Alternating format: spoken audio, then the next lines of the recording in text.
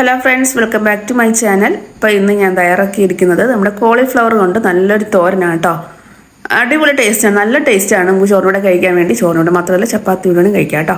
അപ്പോൾ നമുക്ക് ഇതെങ്ങനെ തയ്യാറാക്കാമെന്ന് നോക്കാം. അപ്പോൾ അതിന് മുമ്പ് ആരെങ്കിലും സബ്സ്ക്രൈബ് ചെയ്യാതെ കാണുന്നുണ്ടെങ്കിൽ ഒന്ന് സബ്സ്ക്രൈബ് ചെയ്ത് സപ്പോർട്ട് ചെയ്യണേ. അതേപോലെ വീഡിയോ ഇഷ്ടപ്പെട്ടാൽ ഒന്ന് ലൈക്ക് ചെയ്യാനും മറന്നു പോരുത് കേട്ടോ. അപ്പോൾ ഞാനിവിടെ അത്യാവശ്യം വലിപ്പമുള്ളൊരു കോളിഫ്ലവറാണ് എടുത്തേക്കുന്നത്.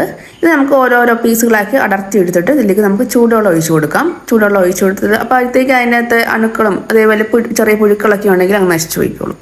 വെള്ളം ആ തിളച്ച ചൂടോടെ വേണം കേട്ടോ ഒഴിച്ചു കൊടുക്കാൻ വേണ്ടി. പിന്നെ അതിലേക്ക് അല്പം ഉപ്പും മഞ്ഞൾപ്പൊടിയും കൂടി ഇട്ട് കൊടുക്കാം. എന്നിട്ട് ഒരു 10 മിനിറ്റത്തേക്ക് നമുക്ക് റെസ്റ്റ് ചെയ്യാൻ വെക്കാം കേട്ടോ.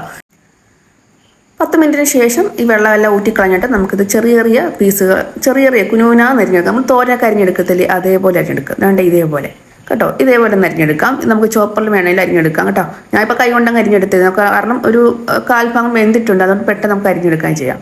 പിന്നെ അതിലേക്ക് വേണ്ടിയുള്ള അരപ്പാണ് തയ്യാറാക്കാൻ പോകുന്നത്. ആദ്യം ഒരു 2 കൈപ്പിടി തേങ്ങ എടുത്തിട്ടുണ്ട്, ഒരു ചെറിയ സവാള അരിഞ്ഞെടുത്തിട്ടുണ്ട്, പിന്നെ ഒരു 4-5 ചുവന്നുള്ളിയും പിന്നെ 2 പച്ചമുളകും കൂടി എടുത്തിട്ടുണ്ട്. പച്ചമുളക് അവരുടെ എരിവിന് ആവശ്യമായിട്ടുള്ള എടുക്കാം. അത് നല്ല എരിവുള്ള പച്ചമുളക് ആയതുകൊണ്ടാണ് 2 എണ്ണം മാത്രം എടുത്തിട്ടുള്ളത്. ഇനി നമുക്ക് മിക്സിയുടെ ചെറിയ ജാർ എടുക്കാം. അതിലേക്ക് ആ ചുവന്നുള്ളിയും പച്ചമുളകും പിന്നെ 2 നുള്ള് തേങ്ങ ഇട്ട് കൊടുക്കുന്നുണ്ട് കേട്ടോ. നമ്മൾ നുള്ളി എടുക്കത്തില്ലേ തേങ്ങ, അതേപോലെ 2 നുള്ള് തേങ്ങ ഇട്ട് കൊടുക്കുന്നുണ്ട്. പിന്നെ ഒരു 2 കറിവേപ്പിലയും പിന്നെ ആവശ്യത്തിന് ഉപ്പും പിന്നെ മഞ്ഞൾപ്പൊടിയും കൂടി ഇട്ട് കൊടുക്കുന്നുണ്ട് കേട്ടോ.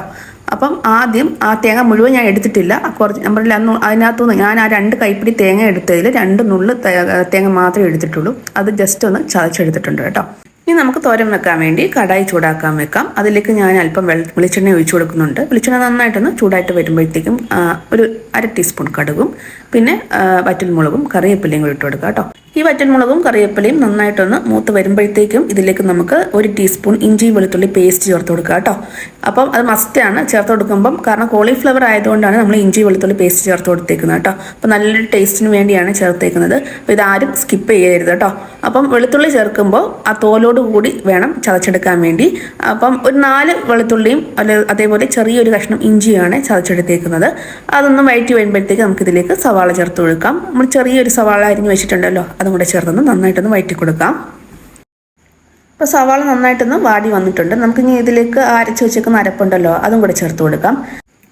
എന്നിട്ട് ഈ അരപ്പിൽ വെള്ളമയൊക്കെ ഒന്ന് വറ്റിയിട്ട് നന്നായിട്ടൊന്ന് ഡ്രൈ ആയിട്ട് വരുമ്പോഴത്തേക്കും നമുക്ക് ഇതിലേക്ക് കോളിഫ്ലവർ ചേർത്ത് കൊടുക്കാം. അപ്പം ഇതൊന്ന് വരട്ടിയെടുക്കുമ്പം തോരൻ നല്ല ടേസ്റ്റാണ്, പെട്ടെന്ന് ചീത്തയായി പോകത്തില്ല കേട്ടോ.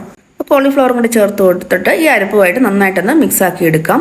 അപ്പോൾ ആദ്യം നമ്മൾ ഇതുപോലെ ഇട്ട് കൊടുത്തിട്ട് ഉടനെ അങ്ങ് മൂടി വെച്ച് വേവിക്കരുത്, തോരൻ അങ്ങ് കുഴഞ്ഞു പോകും. അത് ഏത് തോരനാണെങ്കിലും ആദ്യം നമ്മളിതൊന്ന് അരപ്പുമായിട്ടൊന്ന് ചേർത്തിട്ട് ചെറുതായിട്ട് ഒന്ന് ഇളക്കി, അതായത് 2-3 മിനിറ്റ് ഒന്ന് ഇളക്കി ഇട്ട് കൊടുത്തതിന് ശേഷം മാത്രമേ നമ്മൾ മൂടി വെച്ചിട്ട് വേവിക്കാവുള്ളൂ കേട്ടോ.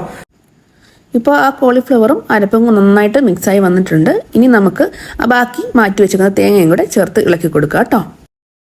അപ്പോൾ അതും കൂടെ ചേർത്ത് ഒരു 1-2 മിനിറ്റ് നന്നായിട്ടൊന്ന് വഴറ്റിയ ശേഷം നമുക്ക് ഒരല്പം മാത്രം വെള്ളം ചേർത്തിട്ട് മൂടി വെച്ച് വേവിച്ചെടുക്കാം. അപ്പോൾ ഞാൻ അരച്ചെടുത്ത മിക്സിയുടെ ജാറിലേക്ക് അല്പം കുറച്ച് മാത്രം വെള്ളം ചേർത്ത് കൊടുത്തിട്ട് ഒരു 1/4 ഗ്ലാസ് വെള്ളം ചേർത്ത് കൊടുത്തിട്ട് അത് കലക്കി ആ അരപ്പും കൂടെ കലക്കിയാണ് ഒഴിച്ചു കൊടുത്തേക്കുന്നത്. ഇപ്പോൾ അരച്ച സമയത്ത് അതിലേക്ക് ഉപ്പ് ചേർത്തേക്കുന്നത് കൊണ്ട് പിന്നെയും നമുക്ക് ഈ ഉപ്പ് ചേർക്കേണ്ട ആവശ്യമില്ല. അപ്പം വേണമെന്നുണ്ടെങ്കിൽ മാത്രം നോക്കിയിട്ട് ചേർത്ത് കൊടുക്കുക കേട്ടോ.